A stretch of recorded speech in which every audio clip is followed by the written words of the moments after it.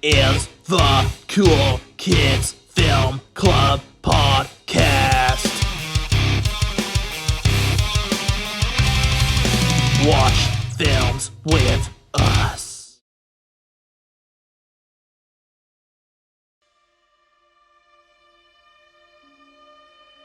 So I don't know what the intro is going to be this week, so I can't prepare you for it. Just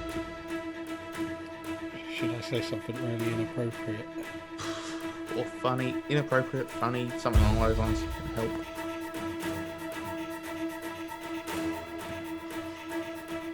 No, it's too easy for you.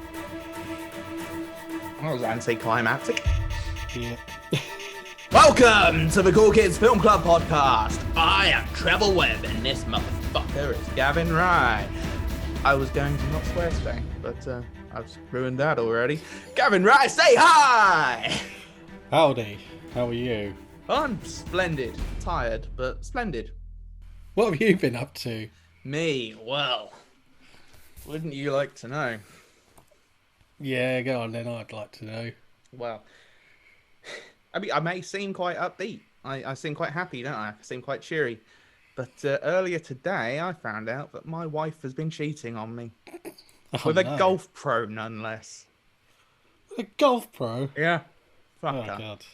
Found that out earlier today.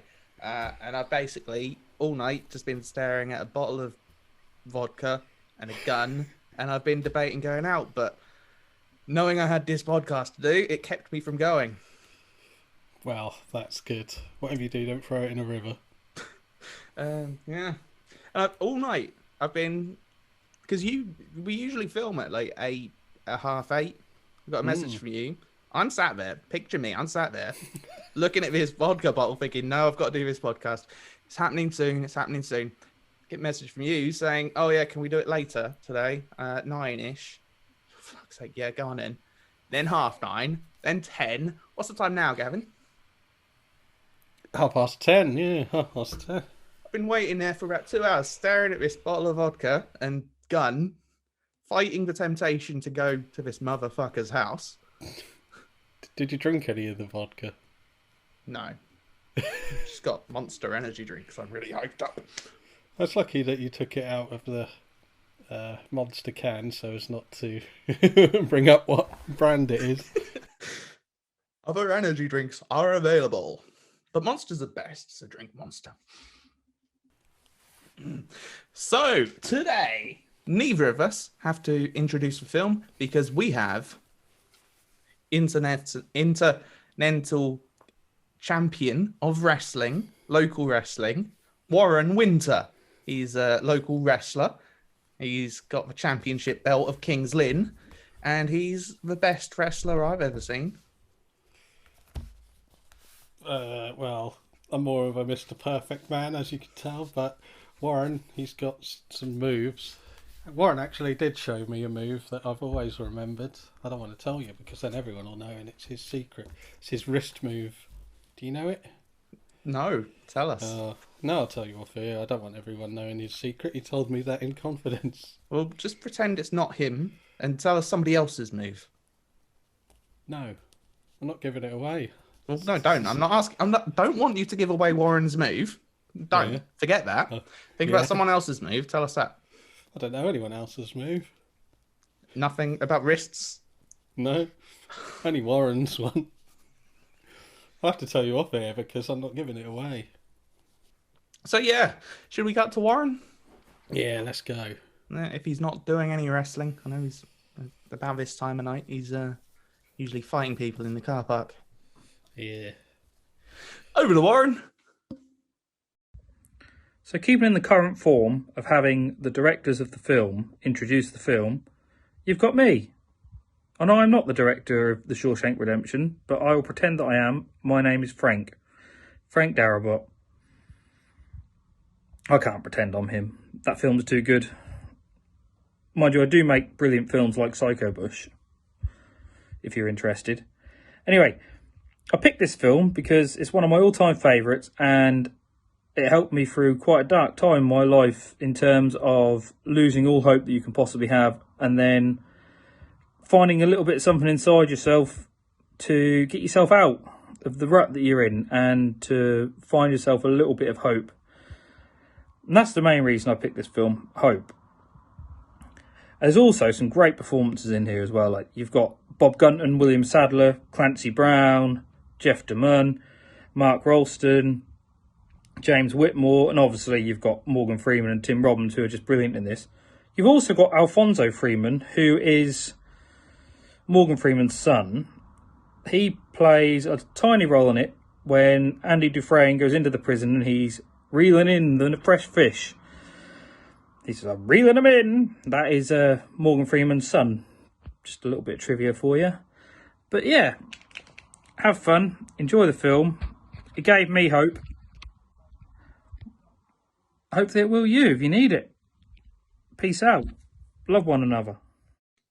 A touching piece there from Warren about hope and, tough times and finding hope in dark places. I know he doesn't want to actually mention it, but that tough time he's talking about is when he lost his championship to the new guy in town. But luckily he watched Shawshank Redemption and won it back because he realised the best way to win was to take a hammer.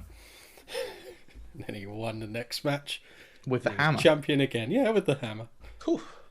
All right, missed that. Did his manager distract the referee? Yeah. He attacked him with a hammer. Nice. All right. I'll have to look that up. I imagine it's on YouTube or something. Oh, definitely. What's Warren's wrestler name? The Dynamic Man. The Dynamic Man. Yeah. Great. So yeah, everyone look that up on YouTube and you'll see Warren attacking someone with a hammer. Yep. So, the film, as Warren said, is The Shawshank Redemption. Do you want to tell us about it? So yeah, Shawshank Redemption was directed by Frank Darabont, who I was actually surprised to see that he hadn't directed that much. I thought that he had, but he has also directed The Green Mile, another prison-y movie, and The Mist, which is pretty good. A few other things, but he's actually got a lot of writing credits. I didn't realise that he was a writer on Nightmare on Elm Street 3. Dream Warriors? Is that? Yeah, Dream Warriors. And had The Fly 2, which is incredibly underrated. And the Blob remake, which is fantastic as well. Great film. So yeah, and it stars. We got old Morgan Freeman. We've heard of him. And Tim Robbins. What's the best Tim Robbins film? Come on, it's easy. Well, it's from Shawshank Redemption, clearly. Do you mean other than this? No, the best overall. You think... All right, go on. It's the best Marvel movie of all time. Howard the Duck. How silly of me. Actually, that's not true. His best movie is Jacob's Ladder. I don't think I've seen that. It's a good one. Tim Robbins hasn't... Well, I don't know. I've not looked him up, but I can't think of much else that he's been in. You can't think of much else Tim Robbins has been in. No. He has been in Anchorman, Mystic River, Top Gun, High Fidelity, Hudsucker Proxy, Howard the Duck, Green Lantern, The Player, Arlington Road, Mission to Mars, Jungle Fever. He's in a ton of stuff. He's not at Morgan Freeman level, is he? I mean, considering he's in what we'll get onto is currently the top of the IMDb top movies ever list. This film is for Shawshank Redemption. You'd think he'd go on to be quite a big name. And yes, he's a big name, but not in relation to Morgan Freeman. And like everyone knows Morgan Freeman. I'd say everyone who has even a minor interest in film knows Tim Robbins. I know him, but he's not to the same level of Morgan Freeman. But who is? I mean, you've got Morgan Freeman, Samuel L. Jackson, and maybe Tom Cruise. Yeah, but like this is the top of the fucking film list. You'd think he'd be a bigger name. All right. So, as always, Gavin, there might be spoilers in this. So, have you seen the film? I have. Yay! It opens in 1947, where Andy Dufresne is in his car, drinking and holding a gun. Then we cut to the courtroom scene, where Andy is convicted of murdering his wife and his lover. This seems quite familiar to me, this whole story. God, it sounds a bit like what you've been up to today. How did that come about? I don't know, freaky. It's almost as much as a coincidence as what's about to become a coincidence. Yeah, I mean, Andy pleads his innocence, but everything is stacked against him. There are tire marks from his car and an empty bottle with his fingerprints at the scene of the crime, as well as bullets on the floor near where his car was parked, also with fingerprints. He admits to being there, admits to being drunk and wanting to scare them. He even admits to owning the same type of gun that was used in the murder, and tells the police that he threw it in the river on the way home, because that's what you'd do, isn't it? Well, maybe to stop temptation. He probably didn't think somebody else had killed him. It's a bit coinkadinkle, isn't it?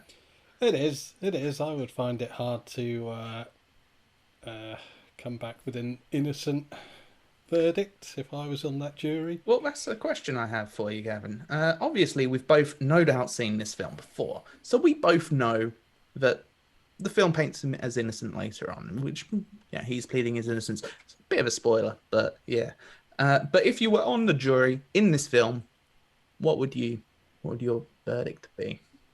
Well, I'd have to hear more from the defence team, which we didn't hear much from. So it's hard to say.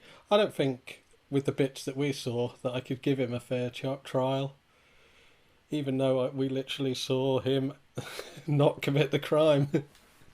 Did we? We saw him outside. We didn't see him drive away. No, I guess not.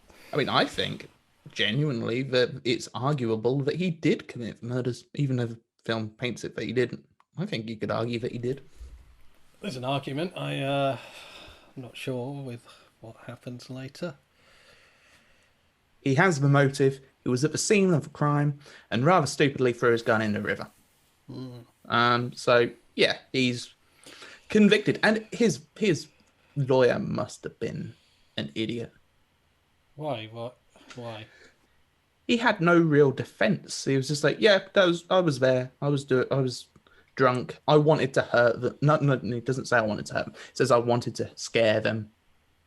Like, surely his lawyer would say, don't say that. Don't say you were there and you wanted to scare them, and don't admit to being drunk and that you don't remember things. Well, I think, yeah, especially with the rest of the film, you get put across that he's an honest guy, and maybe he was told to say something else, but he was like, no, this is the truth and this is what I'm going to say. Because what it comes down to at the end of the day is you say what you want to say. The lawyer doesn't make you. Yeah, true. But, okay, another aspect of this. If you're on the jury, you'd have to think, there's fingerprints, yeah, on the bottle, on the bullets. There's tire tracks, footprints all outside the house. Yeah? But zero evidence of him being inside the house. No fingerprints. No muddy footprints. No anything that actually ties him to being inside. I suppose, but they've been shot with the same gun, or definitely a gun that takes the same bullets as him. Is it conceivable that somebody so drunk and so thoughtless, so to leave all this evidence outside the place, would be spotless inside? Do you know where inside? What do you mean, where inside? It could just be like right inside the door. He could have opened the door, killed them. Because what does the guy say later on? We're getting into further spoilers later, but well, this is right. I'm going to go into this actually, because the guy that we find out later who supposedly kills this couple, he was in there robbing the place, which is another thing not brought up in the court scene. Why would Andy rob the place? to make it look like it was a robbery and He not was him. It shows too much level of thinking, too much thoughtfulness. He was drunk and leaving footprints and bullets and bottles and shit outside the house. It makes no sense. I disagree. You disagree? He's an intelligent man. I think. I mean, if you haven't committed a crime, which he hasn't, I don't think you care about leaving stuff there. If he actually did it, he'd have probably been, even in his drunk state, he'd have probably been a bit more careful and clever about it. Exactly. So he wouldn't have left all the shit outside. Yeah, but that's only because we know him. The jury don't. Not in the way we come to know him. I found it strange, and I thought his lawyer was terrible. I think with the right lawyer, he could have got off. You don't know anything about his lawyer. He was an idiot. If you're watching this, Andy Dufresne's lawyer, you're an idiot. Did you even see him? No. Maybe he didn't even have one. Maybe he represented himself. Well, then he's an idiot. For telling the truth and believing in the American justice system. Yes. Is he an idiot yes. for that? I should say that is my number one irrational fear, going to prison for a crime I didn't commit. Why is it irrational? Because it's not likely to happen.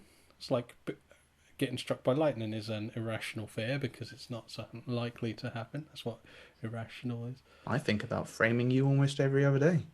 Well, please don't. It's more likely than you think. I had a dream once I went to prison for something I didn't do. It's very not fun. Yeah? Yeah. Did anything? What was the dream about? I can't really remember too much. I just remember being in prison and knowing that I hadn't done whatever it was I had been told I'd done. You're just filled with partial stories this evening, aren't you? It's a dream, and it was a while ago. I can't remember. Fair enough. We then cut to a prison inmate, Ellis Boyd Redding, otherwise known as Red, played by Morgan Freeman. He enters a room and is clearly up for parole. He tells them he believes he has been rehabilitated and is no longer a threat to society. But, obviously, the parole is rejected. Yeah. We then see him in the prison yard, and it seems that this is quite a regular occurrence. His friends are like, oh yeah, I'm up for rejection next week. Here we find out that Morgan Freeman, or Red, is the guy who can get you anything. What would you want? If you're in prison, what would you ask Red to get you? Out of prison. Like an object. That you can, something he can sneak in. Ooh, like a hot air balloon. Yeah. That might be difficult. I'd have thought getting a hammer would have been quite difficult, but Small. I guess. Or he gets Rita Hayworth. Yeah, he does. So yeah, in the prison yard, whilst he's there, we're introduced to a few of the smaller characters in the film. Most notably, Haywood, who was played by William Sadler, who was deaf in the Bill and Ted films, which I didn't realise when watching it, and I only realised after I watched it and looked it up. Yes. But then once you know, you can see it. It's in the facial expressions. And... Yep. And what's the best film William Sadler's ever been in? I mean, this. No. But if not, then his best role would be deaf in the Bill and Ted films. No. It is. He was in... I forgot what it's called. Freaked. Freaked is brilliant. What's Freaked? Freaked is directed by one half of Bill and Ted's. I've forgotten his name. Alex Winter. Oh, yeah. And it's about he becomes a freak, all deformed, and he hangs out with a bunch of other deformed people, including Mr. T, and they just go on adventures, and it's brilliant. I do feel we're going down that. Do you know what they're best known for? Something really obscure route again. That's not obscure. If you want to go obscure, William Sadler. Do you know? We'll start again. Do you know what his best film is? This, clearly, but... No, it's Charlie's Balloon, about a hot air balloon. Oh yeah, I remember that. Richard Herring's Nerd, gonna innit? sue you. Well, he will now that you made me do it. But I was being genuine. Freaked is his best film. All right, maybe it's not as good as Shawshank, but it's a good film. Well, I have to watch it at some point. So at this point, some narration kicks in. It's obviously the character of Red, also known as Morgan fucking Freeman, telling us the story. Is this the film that he became known for narration for? It is. He had done some narration work before this, multiple TV documentaries and a short film, apparently. But this was the first big thing that he had narrated. And according to Morgan, because we're on first name terms, this was the catalyst of him becoming the narrator guy. Yeah. There we go. So in this narration, we learn that Red is the man that can get things, as you stated earlier. He has parole people on his side. Not parole people, because otherwise he'd get out, wouldn't he? Ooh, how come he can't get out if he has all the people on his side?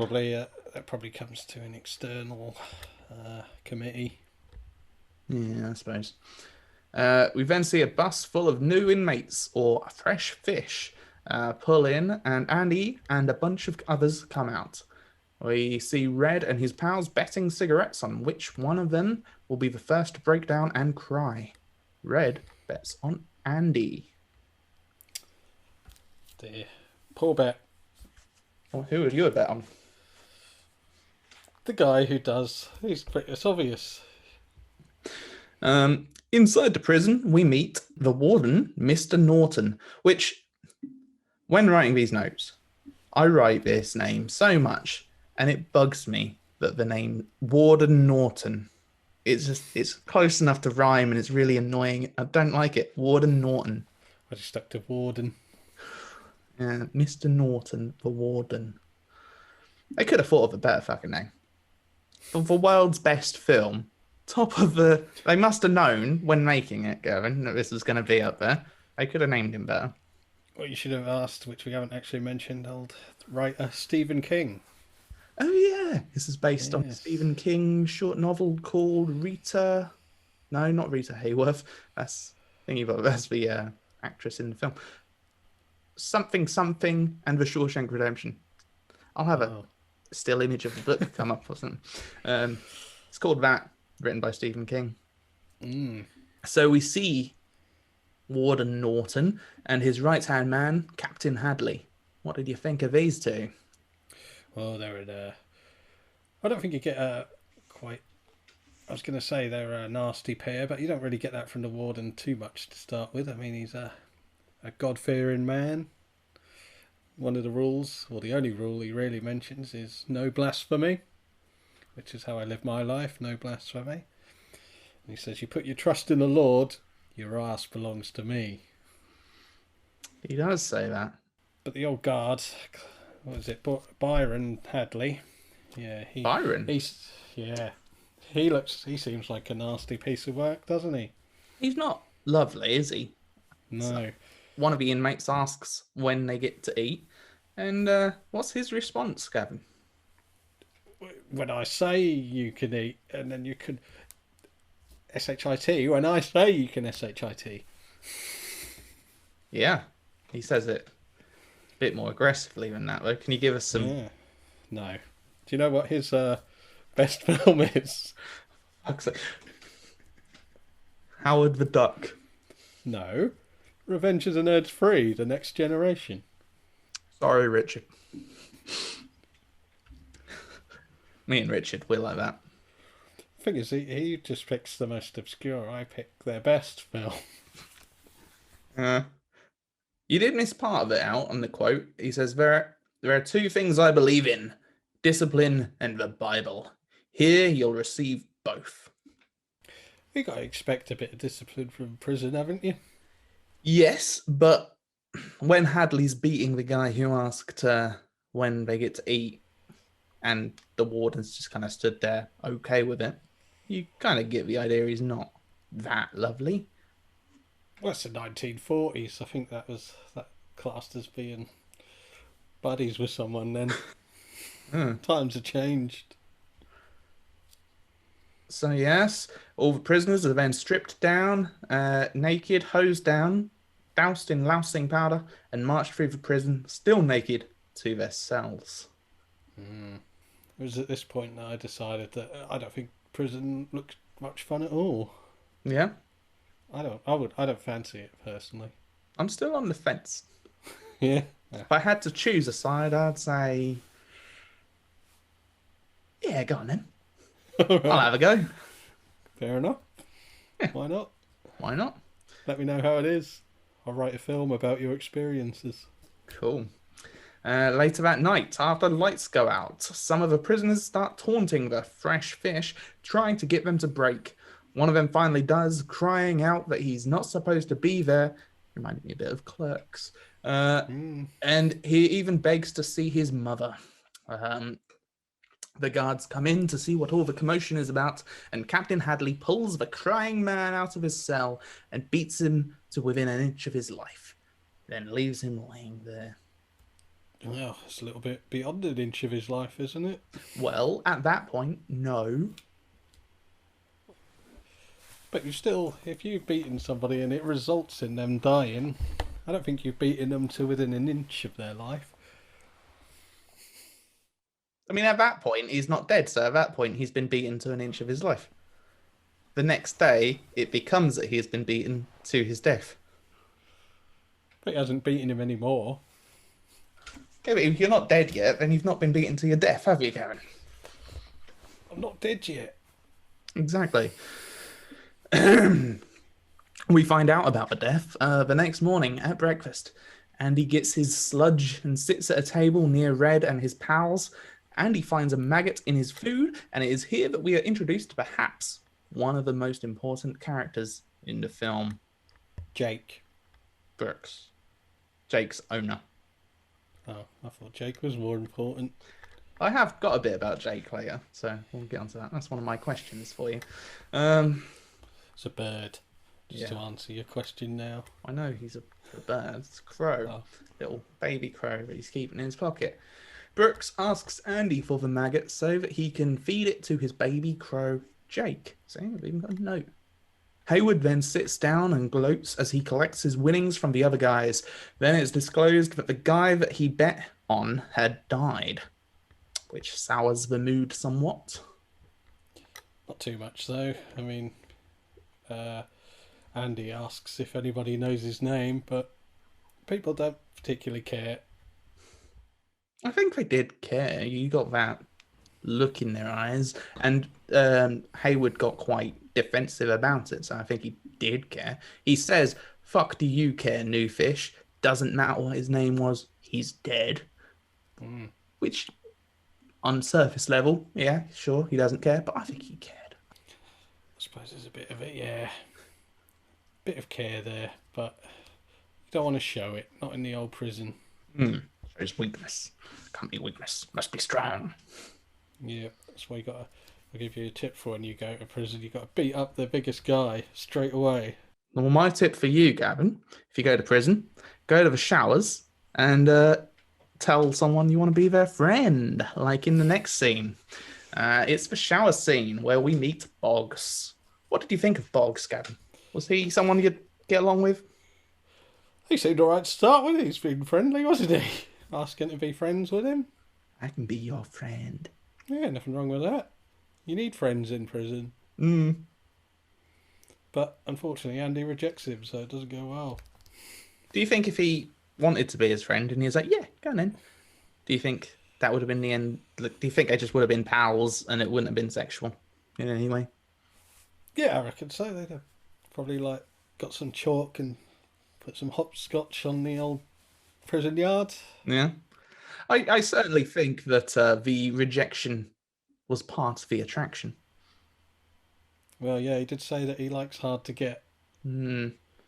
It's another film, Terra Firma. Great film, but it gives the whole turning the tables on the rapist theory. But if you pretend to be into it or turn the tables and start raping the rapist, then it depowers them. If you say so. I mean, I don't know. I've not tested it. I'm just simply saying, if in this shower scene he was all like, "Oh yeah." No, I reckon he'd have probably been quite happy about that. Oh, Yeah. Bogs. Yeah. We should say as well, he's the leader. Do you think he's the leader? I thought he was the leader of the Of group. their little, of the sisters. Yes. Then we get pretty much the first kind of cut to like a month later. Quite a lot of time passes in this film. It's set over like 19 years, isn't it? So we get quite a lot of cuts throughout the film. Yeah. Yet nobody seems to age. Not really. Tim Robbins' character gets a little bit grey. I didn't notice. Yeah, I did. I'm gonna have a still image right now of him in one of the early scenes and then one of the later scenes. Like, especially him on that boat. He looks younger than when he went into prison. Well, he's got out, hasn't he? And he's having a good time. He's got the sun on his face. Yeah, but I mean, it's set over 19 years, Gavin. Here's another thing as well.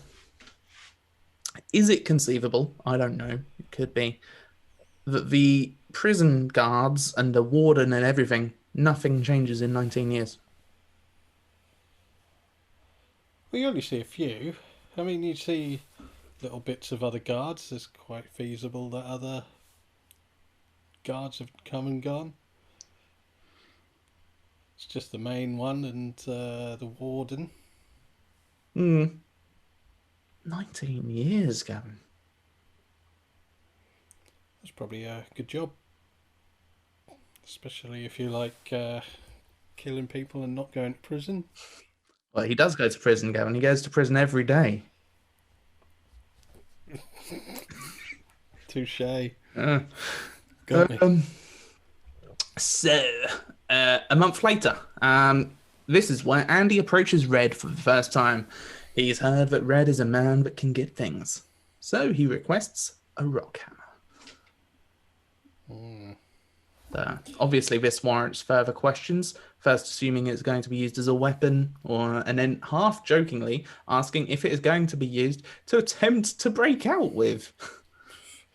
He tells him, "Oh, you'll know when you see it," he says, or something along those lines. What I liked about this film is that in any other prison movie, you'd see someone getting a hammer, and you would assume that he's going to break out with it. Wouldn't you? Yeah, I suppose. I felt that this film did quite a good job of making it perfectly conceivable that Andy just genuinely wanted to chisel some rocks. Is it what he uses to... He doesn't use that to make all of his rocks, though, does he? Make all of his chess pieces? No, he doesn't. Yes, he does. I don't think he does, because he uses the sandpaper. Well, yeah, that and the sandpaper, a mixture of the two. You can't just... I mean, how do you shape the rocks, Gavin? You shape the rocks with the chisel, and then you sand them down with the sandpaper to make them smooth. I get that, but he's got so much time, you just sand it. And I don't think he would waste wearing it down on his little rock things. Why? That's what he wanted it for. Plus the fact that later on when he is searched, wouldn't they be like, the guards be like, "Oh, you've surely got something other than just sandpaper to make all of these"? No, because there are people in the world like you that think that you can do it with just a sandpaper. So you've just got to rely on some level of intelligence or lack of. And I'm going to seem really stupid if it was done with a sandpaper. I think it was. I don't. No, you're wrong. But yeah, no, the film does a good job. It introduces this hammer, and then it genuinely makes you believe that he's using it for his little hobby. It's also in this scene, it's quite important, that Red warns Andy about the sisters and tells him to watch his back. Which, the first little indication that they're a little bit pally. We also find out why he's called Red. Oh, because he's Irish. Maybe it's because he's Irish. not that it's his name. Alice Boyd Redding. Yeah. So it's just literally short for his name.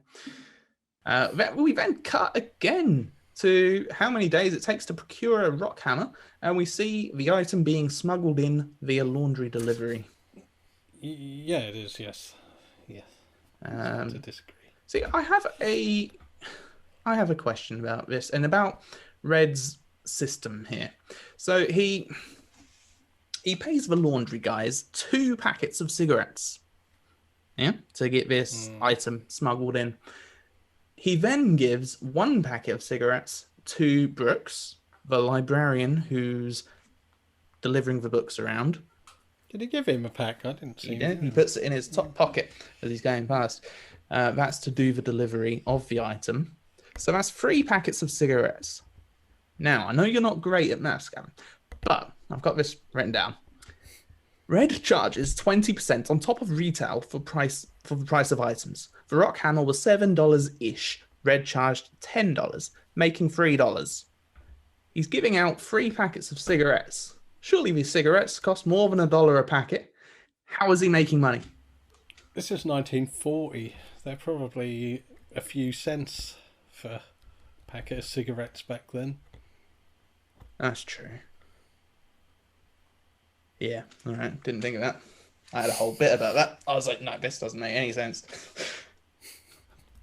So yeah. Can I just go back? Sorry, just really quickly. I've looked it up.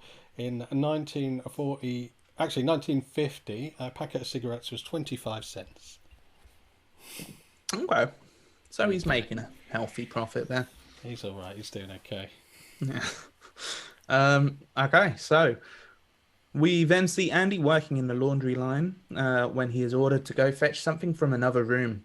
He goes in and is cornered by Boggs and a few of the other sisters, and he puts up a fight, but is soon overpowered and raped. Yeah, well, assume so. Yeah. And I've got here that this would be distressing. It would be distressing, but it would also be distressing at the best of times. In a prison with guards that cared and had procedures to stop stuff like this.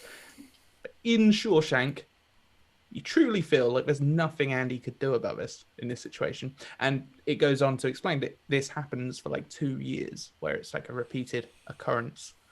Yep, the first 2 years were the worst. What would you do? Not much you could do, is there? I mean, he probably does the best thing by keeping quiet. I mean, the guards wouldn't give a shit, so... Nope. What can you do? Just fight back. Like it says that he occasionally fights his way out of it. Mm-hmm. So, yeah, what can you do? I guess I'd just practice fighting and get good at it and hope that I could beat them up a bit. So this goes on for 2 years, and then 2 years later we see that the warden is announcing that they need volunteers to do some roof resurfacing work outside the prison. Tar a roof. Yeah. And of course, Red, having contacts, bribes the right people and gets himself, his pals, and Andy picked to do the work.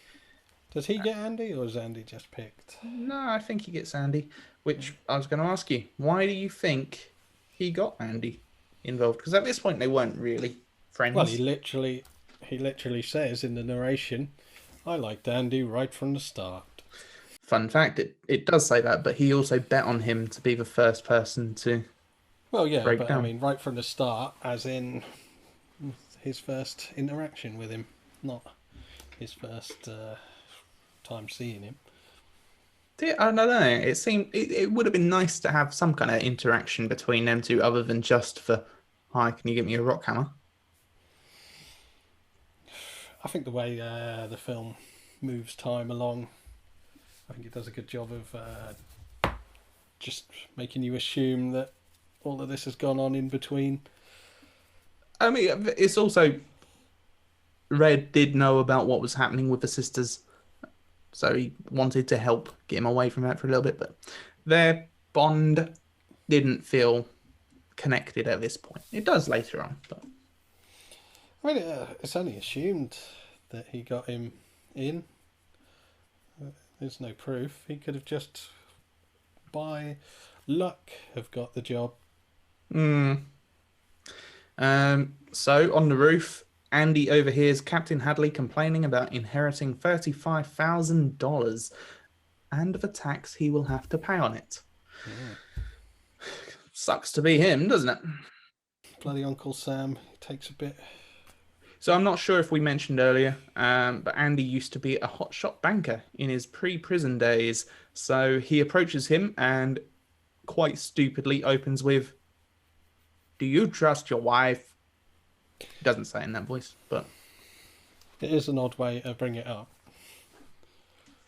Captain Hadley doesn't take his approach too great. He grabs hold of him, drags him over to the side of the roof, and threatens to throw him off.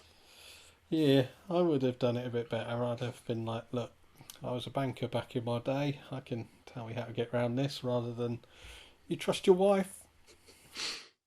I feel my impression was better. Do you trust your wife? Sounds just like Tim Robbins. So as he's hanging over the edge of the roof, he chooses now to explain himself a bit better. He says that he was a banker. He can help him keep the money. If he gives the money as a gift to his wife, he can keep it all tax-free. And he uses this to negotiate some beers for the lads as they're working. What did you think of this request? Why do you think he chose beer, being someone who doesn't drink? It's just to get on the side of everybody, isn't it? I think that's clear. I mean, Red debates why he did it, but I think it's to make his life easier. I suppose it also makes sense. I'm only just putting this together now, kind of, but if Red did get him the job, it's like a thank you. Suppose. So then we get a scene back in the prison yard where Red and Andy are now clearly quite good friends. This is what you were referring to earlier. Yes. Andy asks for Red to procure him some fancy rocks so that he can carve a chess set. Then the conversation turns to what the two men did to get into prison. Red asks him why he killed his wife, to which he says that he didn't. When asked the same question, Red basically quite openly just says that yes, he did, and that he's the only guilty man in Shawshank. I like that line. Yep. Fun fact, in the Stephen King novel, Red killed his wife for life insurance money by cutting the brakes in her car. Yeah. Bizarre. I mean, you never find out in the film, but I just had some weird assumption it had been like a robbery gone wrong, or just definitely something not premeditated. No, his wife. He killed his wife for money. Oh dear. Which is no doubt why they left it out of the film, really, because it doesn't paint him as a lovely chap. No, it doesn't, and I don't know actually. Sorry. Interesting. There's no end. We've stepped it up. We were introducing stories and then not giving them any details. Now we're just saying, no. Yeah, that's the way. The next scene is an odd one. During a movie screening, Andy comes in and is acting kind of funny. He seems to be acting almost as if he doesn't know Red. I mean, I got the impression they were going for some kind of banter or something in this scene. But he goes up to him halfway through a screening of a film, which is strange in itself. Why couldn't you just wait until after the film? But regardless, he goes up to him and he says, "Oh, I hear you're a man that's able to get things." Like, he's already asked him for rocks. He's already got the rock hammer. Is it just some kind of humour that I didn't get? Of course, because he says it 2 or 3 more times throughout the film. That's just their little thing. Whenever he needs something, that's his almost like, I was going to say code word, but it's not exactly a code word because it's literal. But that's just the thing you say to him when you want something, isn't it? It's just their thing. I didn't notice him say it any other time other than There's this. definitely one more time. I feel like there's 2, but there's definitely one more time that he says it. It's just banter between friends. If anything, it shows that they're really good buddies now. And then the request that he makes is for Rita Hayworth, the actress from the movie that is currently playing, that he's interrupting halfway through. Somehow understanding that he actually means a poster, Red agrees, but warns him that it could take a few weeks. I mean, why is a poster going to take a few weeks? I mean, I took that at first, not remembering very well from when I first saw it, that, yeah, they were just having some banter, and he was like, yeah, it'll take a few weeks to get the real Rita Hayworth. I mean, I get the impression, because doesn't he get the poster when he's been beaten up as a... Yeah, when he comes out of I infirmary. mean, you could make the assumption that Red just got that as a, like, you made that joke about getting Rita Hayworth in, but here's a poster. But because it is something that he does need, then it does make it a bit strange. Yeah, no, it's clearly he was asking for a poster. Just that whole scene, I felt was weird. The whole, I mean, I hear you're a guy who knows how to get things. I know you think that's fine, but I found that strange. I actually like it, not just fine. I quite dropped that. I quite like that. Dropped a poster, oddly enough. Rita Hayworth. No, it was homeschooling timetable. And also, he mentions, like you said, he interrupts the film, but Red implies that they've watched that film loads of times because they're all waiting for that particular moment. Still, you're in prison. You get to watch a film, regardless of how many times you've got to see it. Do you want a guy coming up to you halfway through it and interrupting you? For a 30-second thing? Yeah, it's fine. And also, what did you think of his choice of poster request? What, Rita Hayworth? Not necessarily her in general, just he's in this deeply religious place. You've got to assume that any picture of like a half-dressed lady is going to be confiscated. Would you really choose that to have up on your wall? I mean, he's been in there a little while now, and I assume that he knows from other people's cells that probably is somewhat tolerated. And I get the impression that the warden probably doesn't go in most people's cells because he's got a reason to go see Andy, doesn't he? I don't know. I feel it was only tolerated because he was useful. I think if he was anyone else, that poster gets taken away. No, I think with that scene, it comes up a bit later on, but bring it up now, otherwise I'll forget. He's, although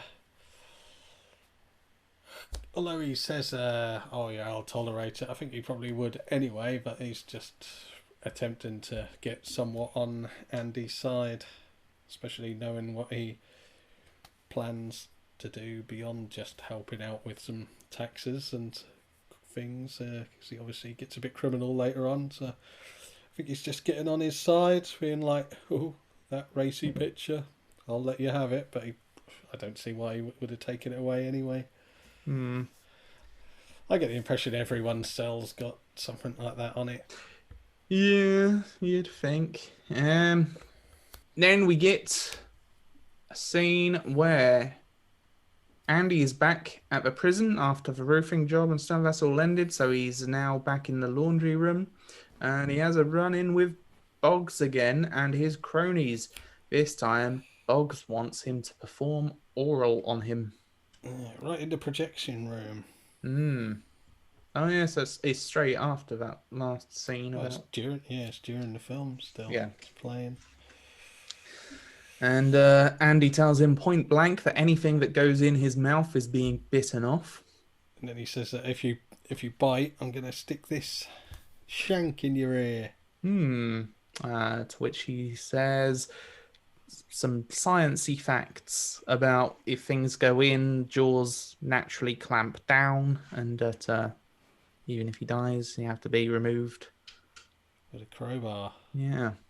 So he manages to escape, having to suck anything, but Boggs beats Andy so bad that he's sent to the infirmary for a month. As punishment, Boggs is sent to the hole for a week, which seems quite light. You send someone to the infirmary for a month, you go to the hole for a week. But he does get a bit of an extra punishment. I actually missed. Is it Red that sorts that out for him? Sorts what out? The beating that comes? Yeah, when the guards. No. Is it because It's because he's doing the guards all favours now. Yeah, because he isn't yet. He is. He's already had a discussion with Hadley about keeping the $35,000 tax-free, and then pretty much almost straight away he's hospitalised.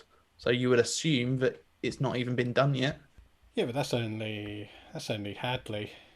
Yeah, and Hadley's the one who beats him up. Is he? Yeah. Hadley's waiting in his cell when Boggs returns, and yeah. And there's a nice quote here. Actually, I don't know the exact quote, but it's something about two things that will never happen again after this. Boggs never bothered Andy again, and he never walked again. I find it strange the things you have issues with. You've got an issue with him being a bit friendly with him and coming into the cinema and saying, "Oh, I hear you can get things," but you don't have an issue with the fact that this guard, who's been painted as being a complete bastard, has already got his money from Andy and is willing to then beat some guy up for him. You're assuming he's got the money. My assumption was that this process was still ongoing. The paperwork hadn't been finalised yet, and him being hospitalised had stopped him getting his money so soon. And he's pissed off because of that. Could be, I suppose. So now I've got to wait a month because of you. I certainly don't think that Hadley gives a shit about him. Okay. Yeah, I'll go with that. So, a month later, he returns from the infirmary. He goes back to his cell and finds the Rita Hayworth poster waiting for him, along with some rocks that his friends have got him. Yep. Even though one of them, I forgot his name now, attempts to give him some horse poo. Does.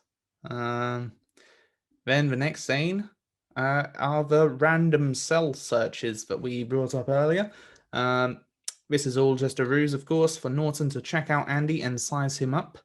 They have a chat, Norton and Andy, in the cell about the Bible. Andy seems to impress him enough to get moved out of the laundry room and into the library, a much quieter space away from prying eyes, so that he can continue his tax evasion talents. So they get him doing the books for pretty much everyone, the whole guard staff. Yeah, eventually it's everybody, isn't it? And now that Andy has a new role and some sway over the guards, he makes it his mission to get funding for a larger library. He talks to Norton about it and is practically laughed at, but he agrees that Andy can write a letter each week to the people higher up asking for funding. But he does warn him that it will not result in anything. Yep, but he does it anyway. He's persistent, that lad. Every week, which I've got some stats later about how many letters that works out as, but we'll get onto that a bit later. We get a montage shot. We get a lot of these. We get a lot of montage shots throughout this film, and all the passing of time and things. But I'm not sure exactly how much time has passed, but Brooks is not happy. After 50 years in prison, he has been granted parole and afraid to leave the prison. I should say that he is the librarian. He is, the guy with Jake. Yep, who's all grown up now. Yes, Vakaro is quite big at this point. So he's not happy about having to leave. He contemplates stabbing one of his friends. I think it's Hayward. It is. So he got him. He's got the shank to his neck. Wonder where he got a shank from. He's quite a gangster. Just made one. Yeah, it's a bit odd. He's just got one. Yeah. Out of nowhere. It is a bit strange, but I'm fine with that. Although it does seem quite knee-jerk, doesn't it? It doesn't seem premeditated. So you don't think he'd order one in? Doesn't even say I got parole today. I don't know if it's the same day, but yeah, it does seem knee-jerk. So that would imply that he just found it. So I don't know where he got it from. Oh, well. That's certainly something I didn't think of. But Red and Andy talk him out of it. And Brooks accepts that he will have to leave. I quite like these scenes, the whole him leaving and the institutionalizing of him and him coping or not coping outside of prison. Yes, an interesting idea about how prisoners must feel getting out. Before we go too much into that, I've got a question for you about Jake, because it goes quite dark in a minute. So before we go quite dark, what do you think happens to Jake, Gavin? So he releases him into the wild. Where do you think Jake went? I have a theory, but I'll ask you first. He probably killed himself. Oh, for fuck's sake, you stolen my theory. Just like his owner. My theory is that after being raised in captivity by Brooke, Brooks. Jake would have also become institutionalized. I think he probably flew about for a bit, then got hungry, didn't know how to catch his own food, so he hung himself from a tree. That would have been a lot funnier if you hadn't have said he killed himself. Couldn't have, but you can't hang yourself if you're a bird. You just That's why it's wings. funny. It's ridiculous, Gavin. I think that he got in a car in a garage and put the hose pipe into the window. I guess it's even stranger for Brooks because the time frame. I mean, he went into prison in like the 1900s and is getting out in the 50s.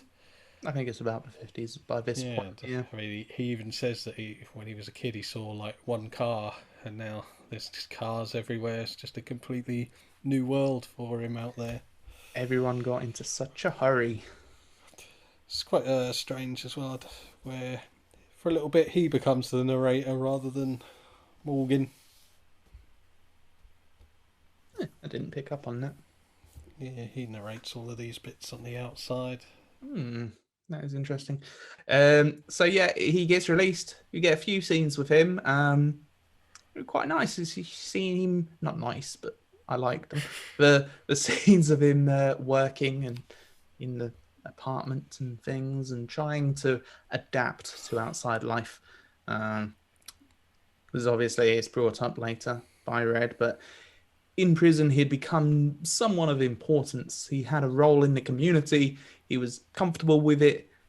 Being on the outside to him was far more scary. And that is made very clear when he decides to hang himself. He carves in Brooks was here and hangs himself. He's a goner.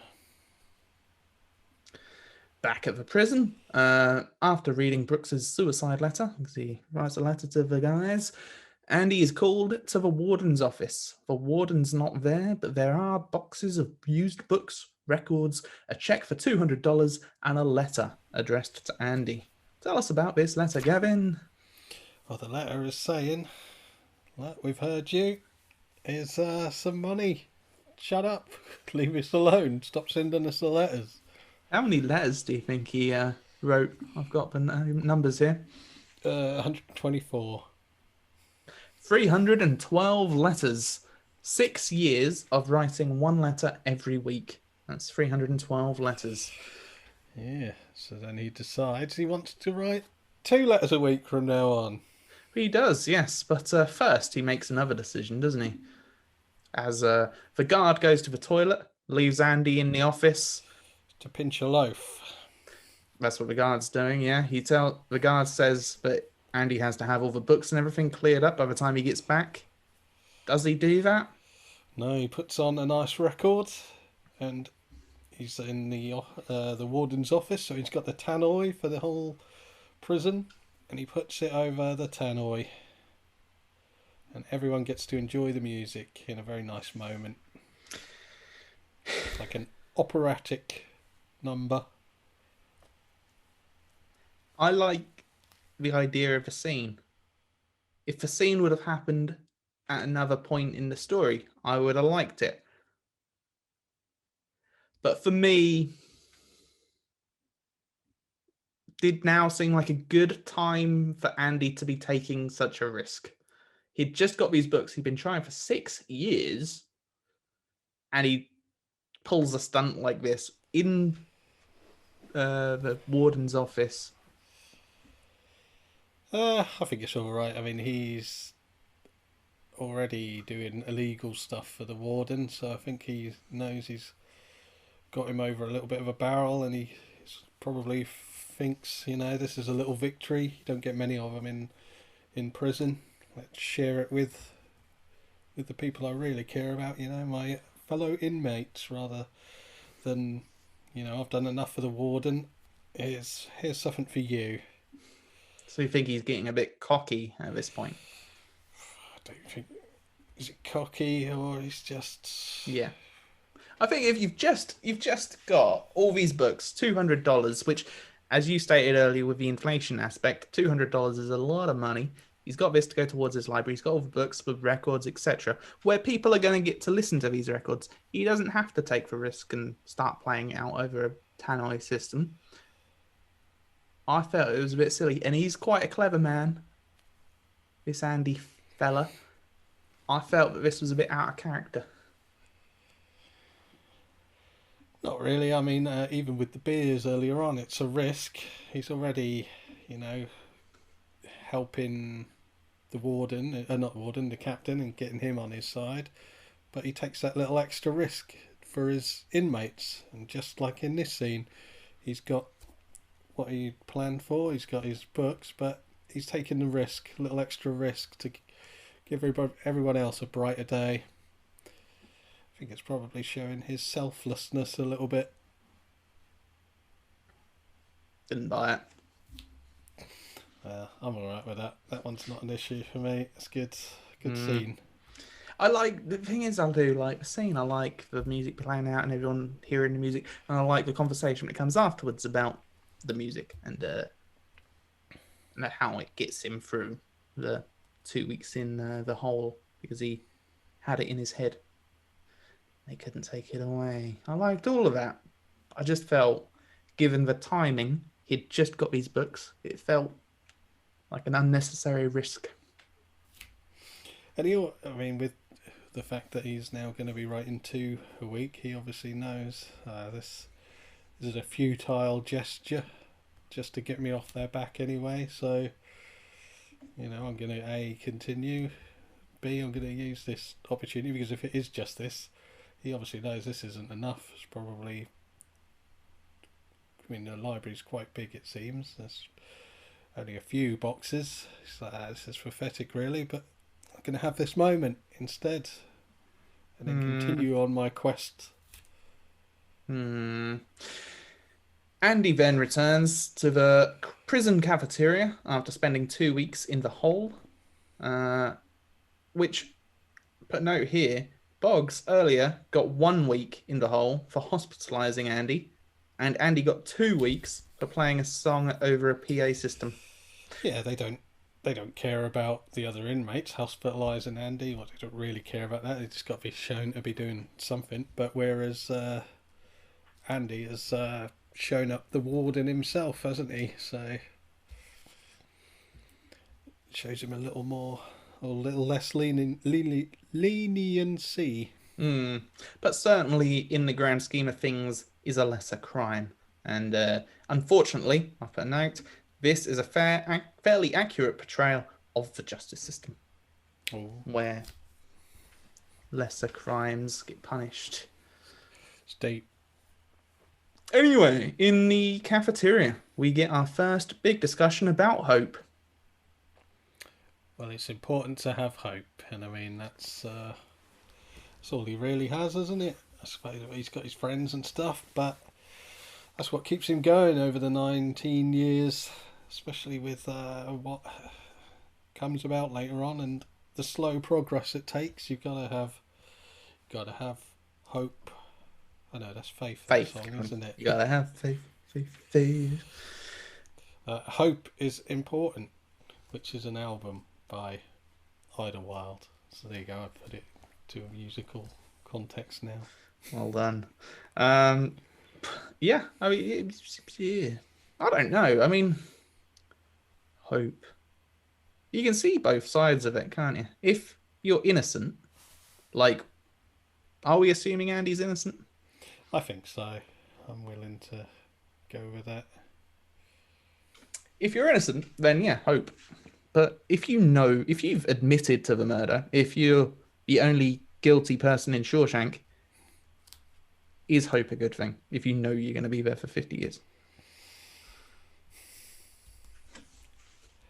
I mean, if you know that you've been rehabilitated, you know you're not about to commit any more murders. They say every week, well, not every week, every time they're up for parole, they say, I'm up for rejection. They don't think they're getting out. Well, no, that's because they haven't got hope. Not till Andy came about. He gives them hope. I mean, all those little things which later in the film become like legend to all the new inmates. They get told about Andy's things. So he is seen as their hope, almost showing that things can get done. The impossible can be done. Interesting. Red obviously is not too keen on this little hope speech though that Andy gives. He gets quite annoyed and is essentially tells him that having hope in a place like this is nothing but a hindrance. And he kind of storms off. He's not happy. Oh well, he's got. I don't know if any more time comes about, but he's got his parole soon after this. It's pretty much the next note I've got. Yeah, he has his second on-screen parole hearing. By this point, the note I made, and this doesn't come up in the film at all, but I mean, what would be your tactic? You're in this parole hearing. You've got to convince them you're fit to be released. What are you going to go with? Don't know. You've got a lot more time to think about it in there, so I'll probably practice a nice speech. Yeah. The whole place is very religious. Nobody goes the religious angle. Nobody says, oh, I found Jesus. I want to build a church and spread the word of Jesus. Again, the whole place is, but I think the parole officers are an outside force, an outside independent force. I don't think they probably go to the warden to be like, is this guy all right? Is he on the level? But it's not the warden's choice. It's not the warden's choice, no, but especially, say, back then, this is the 50s probably at this point, quite a high percentage of people are quite highly religious. I'm sure if you get a boner for Jesus, you're going to get let out. Sure, give it a go, why not? That would be my tactic. I like in this one where it might have been in the previous one, but I didn't see it. When he gets the rejection stamp, there's the mugshot of him when he was arrested as a young man. Thought it was quite good. Wondered if it was actually Morgan Freeman as a young man somehow, but I didn't notice that. Yeah, it's good. So, since the last offer of $200, Andy has been sending 2 letters a week asking for a larger donation. I don't think it's stated how long this goes on for, so I can't give you a amount of letters he wrote. But they gave in and they give him a further $500 I mean, it ends up looking good on them, doesn't it? Because they go on about how the warden was seen as like a forward thinker, introducing these programs because he takes credit for it. So. Yeah, that's the next note I've got as well. We see the warden announcing the new Inside Out prisoner work scheme where inmates are given jobs to do outside of the prison. He's a good guy. I knew it all along. He's got the prisoners' best interests at heart. He's trying to get them jobs and educations and work experience. He's a good guy. He's a nice man. We all like Warden. And of course, there's nothing in it for him. He's not accepting bribes or payoffs from various contractors, whilst also charging for the labour. Yes. He's doing it out of the goodness of his heart. Yeah, he's what a guy. The real hero of this piece, I'd say. And of course, Andy is doing the warden's taxes by this point, so he knows all about if he was doing anything dodgy, which I'm sure he isn't, but if he was doing anything dodgy, Andy would know all about it, wouldn't he? He would, yeah. It's lucky he isn't. Let's stop that he's not thing, because that ruins my next note. He is doing all of that, and he's not a good guy, Gavin. We then learn in a scene where Andy is talking to Red that he has been laundering the money for the warden and has set up an entire fake persona called Mr. Randall Stevens, who has a birth certificate, etc., yet doesn't actually exist. Which is quite interesting. Yeah. I quite like that idea of having just someone fake I can pin everything on. I mean, at the moment, I have to tell everyone that you did shit and frame you. Like, if I had some made-up guy, it'd be a lot easier. Right. Why don't you do, like, pin it all on that Ted character? He doesn't even like you. I don't even know this Ted guy. I've literally been sent a message by him. I don't know him. Exactly. How am I supposed to frame him? I don't know where he lives. I have no details of him. All right. Fair enough. He's an enigma. A mystery. When recording this podcast, myself and Gavin Rye went on for quite a long bloody time. It was 2.5 hours, in fact. And that's just too long for a podcast, and I don't have the time to be editing that kind of stuff. I will do it, but not now. This was part 1. There will be a part 2 of the Shawshank Redemption Cool Kids Film Club podcast video review. If you care to watch it, it will be uploaded in a couple of days. Meanwhile, go for a walk. Take up cross-stitch. Call a friend. Kill somebody that you've been secretly hating for many years. Do whatever you feel you must, but come back in a few days for part 2. Ta-ta for now. This is the Cool Kids Film Club Podcast. Watch films with